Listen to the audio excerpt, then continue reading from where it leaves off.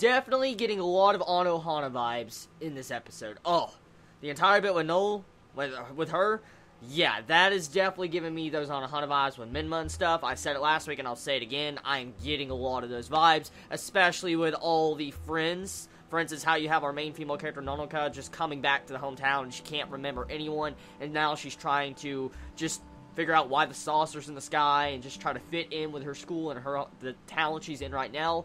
So pretty much, I sense a lot of drama building up in the future, especially between the friends. From what I could see from the drama supposedly working its way up, it seems like a bunch of the childhood friends that Nonoka once was with, for instance, all the friends she used to have in the past when she was a little girl, all of them have forgotten each other. Like, everybody's forgotten each other, but it seems like that one with black hair and the headphones, it seems like she actually still remembers Nonoka to some extent, because you can tell she has some form of resentment towards Nonoka in this episode. You can clearly see it. She definitely has some form of issues between her, and so it's probably making her upset that Nonoka does not remember her, and she most likely does. I want to say that right now. I sense a lot of drama with these characters.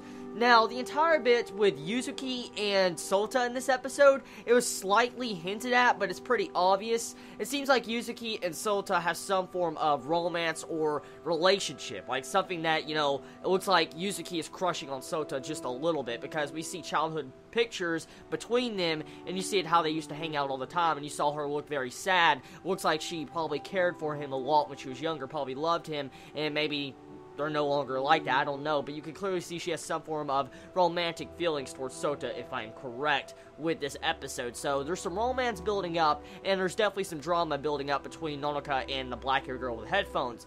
Now, Yuzuki is the main center focus of this episode. Yuzuki plays one of the biggest roles in this episode. Pretty much, she introduces herself and says that she wants to get rid of the saucer in the sky. And this brings up the big question of the series that I would be even asking.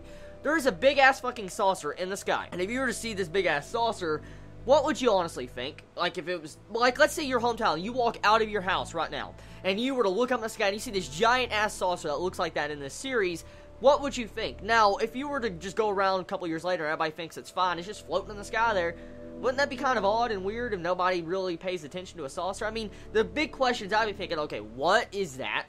Why is it up there? Why did it choose this town? Is there something inside of it? And why hasn't it made any contact yet? All we know is that it's just been floating above the lake for a very long time. And you would think, since technically it's a UFO, a saucer, that some form of government official or something would be around that to try to figure out what the fuck that is. I mean, if this was in our life right now, real life, you know our government to be all over this flying saucer and all around experimenting it, trying to contact who's ever inside of it, different things like that. But I don't know, I'm just getting like, what the hell is going on with this saucer? It's not invisible to the general public, so then why is it up there? Why hasn't there been any government officials surrounding that? You think there would. You'd think you would see a big military base underneath it, but you don't. So it just depends. I mean, this series has a lot of potential. It's building up slowly, a very slow build-up.